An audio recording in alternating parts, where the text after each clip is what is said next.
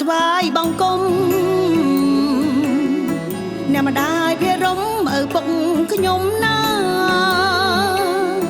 តាំងពីខ្លួនកូនបែកពីគ្រួសារកូនសែនទុក្ខារលឹកអាឡ័យ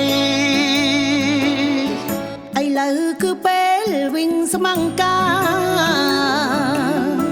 កូនត្រេកត្រអាលបានជួបលោកថ្លៃ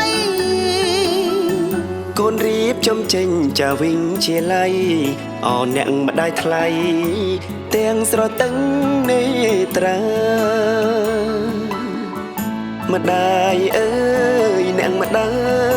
យកូនស្ដាយពុំបាននៅជួបជុំយូរយា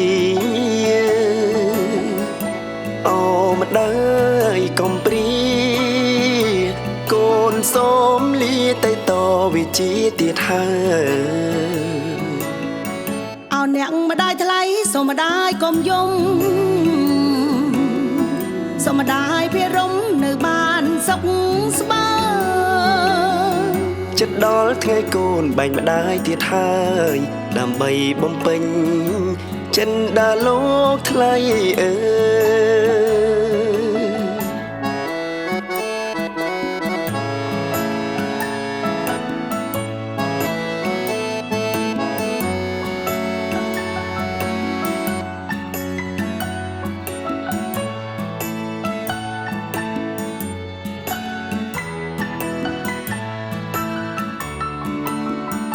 ម្ដាយអើយអ្នកម្ដាយកូនស្ដាយពុំបាននៅជួបជុំយូរយាអូម្ដាយកុំព្រាកូនសូមលាទៅតវិជាទៀតហើយអោអ្នកម្ដាយថ្លៃសូមម្ដាយកុំយំសូមម្ដាយភារំនៅបានសុខស្បើចិត្តដល់ថ្ងៃកូនបែកម្ដាយទៀតហើយដើម្បីបំពេញ